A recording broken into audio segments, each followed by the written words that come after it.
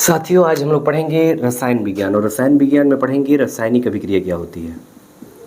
रासायनिक अभिक्रिया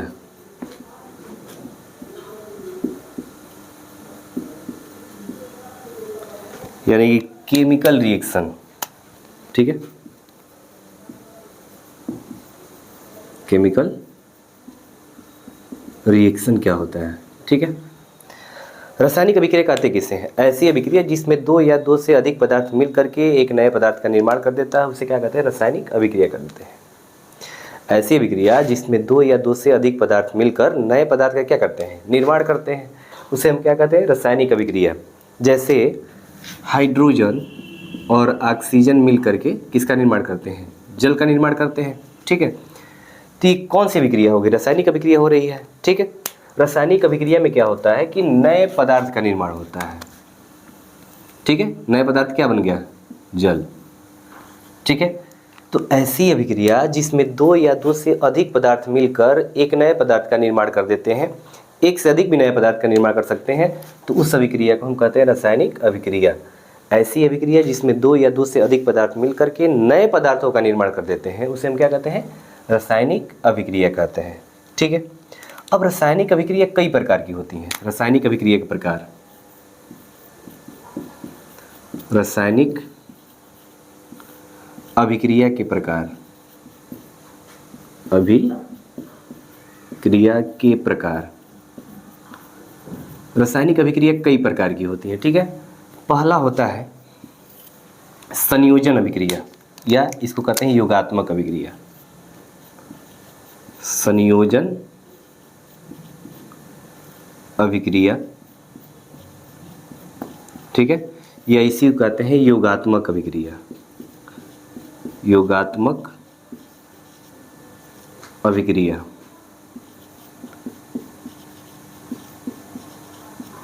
ठीक है, किसे कहते हैं? संयोजन अभिक्रिया। ये रासायनिक अभिक्रिया का एक भाग है। ठीक, ऐसी अभिक्रिया जिसमें दो या दो से अधिक पदार्थ मिलकर के एक नए पदार्थ का निर्माण करते हैं। ऐसी अभिक्रिया जिसमें दो या दो से अधिक पदार्थ मिलता है और एक नए पदार्थ का निर्माण होता है, तो उस अभिक्रिया को हम संयोजन या योगात्मक अभिक्रिया कहते हैं। जैसे एग्जाम्पल में आप देख सकते हैं, वही आप ले सकते हैं, वही वाला एग्जाम्पल कि हाइड्रोजन और ऑक्सीजन मिलते हैं तो जल का निर्माण होता है। ठीक है, ये कौन सी अभिक्रिया हुई? संयोजन अभिक्रिया हुई, क्योंकि दो पदार्थ मिलकर के एक नए पदार्थ का निर्माण कर रहे हैं। जब भी एक पदार्थ बनेगा, कहीं भी देख लीजिएगा, कहीं भी एक पदार्थ बने तो वह हो जाएगा संयोजन अभिक्रिया। संयोजन। ठीक है, और भी एग्जाम्पल ले सकते हैं आप कि हाइड्रोजन गैस और नाइट्रोजन गैस मिलकर के अमोनिया का निर्माण करते हैं। ठीक है, तो ये कौन सी अभिक्रिया हो गई? दो पदार्थ मिला, एक नए पदार्थ का निर्माण हुआ, तो कौन सी अभिक्रिया हो गई? संयोजन अभिक्रिया। तो ऐसी अभिक्रिया जिसमें दो या दो से अधिक पदार्थ मिलते हैं और मिलकर के एक नए पदार्थ का निर्माण करते हैं, तो इस प्रकार की अभिक्रिया को हम कहते हैं संयोजन अभिक्रिया। ठीक है, अभिक्रिया एग्जाम में आपको अभिक्रिया दे देगा और पहचानने के लिए कहेगा कि बताइए कि कौन सी अभिक्रिया है। ठीक है, तो जहाँ भी देखेंगे आप कि एक पदार्थ का निर्माण हो रहा है, वहाँ पे तुरंत आप कौन सी अभिक्रिया डाल देंगे? संयोजन अभिक्रिया डाल देंगे। तो ऐसी अभिक्रिया जिसमें दो या दो से अधिक पदार्थ मिलकर एक नए पदार्थ का निर्माण कर देते हैं, उस अभिक्रिया को हम कहते हैं संयोजन अभिक्रिया। ठीक है, दूसरा अभिक्रिया जो होता है ना, वह इसमें आता है वियोजन अभिक्रिया। वियोजन, या इसी को कहते हैं अपघटन। अपघटन अभिक्रिया। ठीक है, किसे कहते हैं? वियोजन या अपघटन अभिक्रिया। तो कहेंगे कि ऐसी अभिक्रिया जिसमें एक पदार्थ दो या दो से अधिक नए पदार्थों का निर्माण कर देता है। इस अभिक्रिया में एक पदार्थ जो है होगा वह दो या दो से अधिक नए पदार्थों का निर्माण कर देगा, तो उस अभिक्रिया को हम कौन सी अभिक्रिया कहेंगे? संयोजन अभिक्रिया कहेंगे। ठीक है, जैसे एग्जाम्पल में कि जब कैल्शियम कार्बोनेट को गर्म किया जाता है तो ये बन जाता है कैल्शियम ऑक्साइड और प्लस कार्बन डाइऑक्साइड। देखिए, कैल्शियम कार्बोनेट एक पदार्थ था, जब इसको गर्म किया गया तो दो पदार्थों में टूट गया, और जब दो पदार्थों में टूट गया तो ये कौन सी अभिक्रिया हो गई? ये हो गई संयोजन, नहीं, कौन सी अभिक्रिया? वियोजन अभिक्रिया। एक पदार्थ से दो नए पदार्थों का निर्माण हो रहा है। दो से अधिक भी हो सकता है, दो तीन से ज़्यादा भी हो सकता है, ठीक है।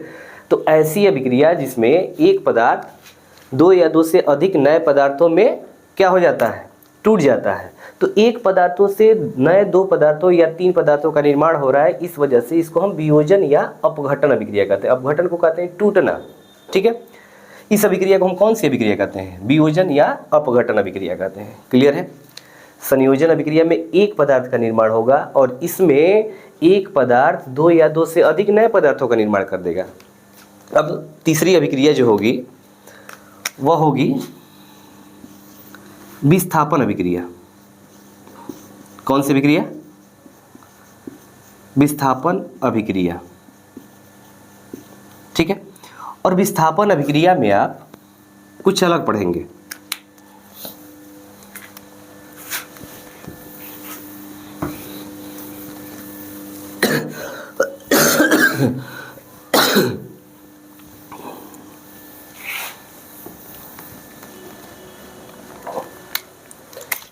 अगला अभिक्रिया होगा तीसरा, विस्थापन अभिक्रिया।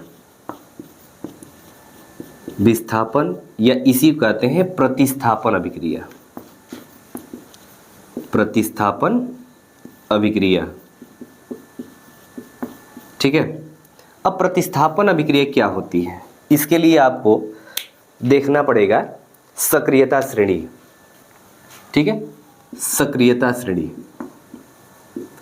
सक्रियता श्रेणी। सक्रियता श्रेणी क्या है भाई, तो यदि तत्वों को उनके बढ़ते हुए या घटते हुए क्रियाशीलता के क्रम में रखते हैं तो एक श्रेणी प्राप्त होती है। यदि हम तत्वों को उनके घटते हुए क्रियाशीलता के क्रम में रख देते हैं तो एक श्रेणी प्राप्त होती है और उस श्रेणी को ही हम कहते हैं सक्रियता श्रेणी। जैसे होता है के ना का मांगी एल्युमिनियम जिंक आयरन बीपी हो गइल बा कैसे, हाँ जी ए जी आव पीटी, तब तार बीपी का हो जी ठीक हो जी। तो सबसे ज़्यादा क्रियाशील है पोटेशियम, ठीक है। उससे कम है सोडियम, उससे कम है कैल्शियम, उससे कम है मैग्नीशियम, उससे कम है एल्युमिनियम। यानी कि घटते हुए क्रियाशीलता क्रम रखा गया है। कापर है, कापर के बाद मरकरी है, ठीक है, उसके बाद एजी है, उसके बाद एयू है, उसके बाद क्या है पीटी है। तो प्रतिस्थापन अभिक्रिया में क्या होता है देखिए, जैसे कि जब हम जिंक सल्फेट के विलयन में कापर के टुकड़े को डालते हैं, ठीक है, सॉरी, जब कापर सल्फेट के विलयन में, जब कापर सल्फेट के विलयन में किसको डाला जाता है, जिंक के टुकड़े को डाला जाता है। अब बताइए कि इसमें कापर ज़्यादा क्रियाशील है कि जिंक ज़्यादा क्रियाशील है? जिंक ज़्यादा क्रियाशील है। तो जिंक ज़्यादा क्रियाशील है कापर से, देख रहे हैं ना श्रेणी में, जिंक ज़्यादा क्रियाशील है किससे, कापर से। तो जिंक क्या करेगा कि कापर के घर में से कापर का कॉलर पकड़ करके बाहर कर देगा और उसका स्थान ग्रहण कर लेगा, ठीक है। देखिए होगा क्या कि Zn SO4, ठीक है, अब प्लस हो जाएगा कापर। यानी कि कापर क्या, जिंक क्या किया है, ये अधिक क्रियाशील वाला तत्व है, ये यौगिक में से कम क्रियाशील वाले तत्व को हटा दिया है और हटा करके उसका स्थान ग्रहण कर लिया है। तो ऐसी अभिक्रिया जिसमें अधिक क्रियाशील वाला तत्व यौगिक में से कम क्रियाशील वाले तत्व को बाहर निकालकर उसका स्थान स्वयं पकड़ लेता है, ठीक है। तो उस अभिक्रिया को हम विस्थापन या प्रतिस्थापन अभिक्रिया कहते हैं। ऐसी अभिक्रिया जिसमें अधिक क्रियाशील वाला तत्व यौगिक में से कम क्रियाशील वाले तत्व को हटाकर उसका स्थान ग्रहण कर लेता है, तो इस प्रकार की अभिक्रिया को हम कहते हैं विस्थापन या प्रतिस्थापन अभिक्रिया, ठीक है। ये है आपका सक्रियता श्रेणी, और सक्रियता श्रेणी से आपको पता चल सकता है कि कौन सी अभिक्रिया ज़्यादा क्रियाशील है और कौन सी अभिक्रिया कम क्रियाशील है, सॉरी, कौन सा तत्व ज़्यादा क्रियाशील है और कौन सा तत्व कम क्रियाशील है, ठीक है। जो अगला अभिक्रिया हम लोग पढ़ेंगे वो पढ़ेंगे द्विविस्थापन अभिक्रिया। द्विविस्थापन अभिक्रिया, विस्थापन अभिक्रिया, ठीक है। द्विविस्थापन अभिक्रिया क्या होगा? ऐसी अभिक्रिया जिसमें दो यौगिकों के बीच में आयनों का आदान प्रदान होता है। ठीक है। ऐसी अभिक्रिया जिसमें दो यौगिकों के बीच में आयनों का आदान प्रदान होता है, उस अभिक्रिया को हम क्या कहते हैं, कौन सी अभिक्रिया कहते हैं, द्विविस्थापन अभिक्रिया कहते हैं।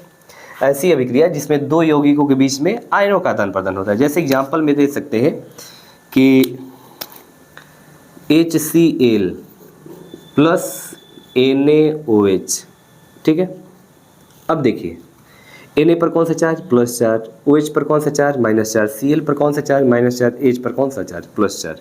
तो आयनों का आदान प्रदान, जैसे कि हाइड्रोजन H प्लस की जगह पर Na प्लस अगर चला जाए तो क्या होगा, अगर H प्लस की जगह पर Na प्लस चला जाए, ठीक है, तो Na प्लस, ठीक है, और Cl माइनस प्लस, Na की जगह पर कौन आएगा, H प्लस, और OH क्या है, माइनस। तो क्या होगा कि HCl plus NaOH arrow NaCl, H plus और OH माइनस, ये बन जाएगा जल, ठीक है।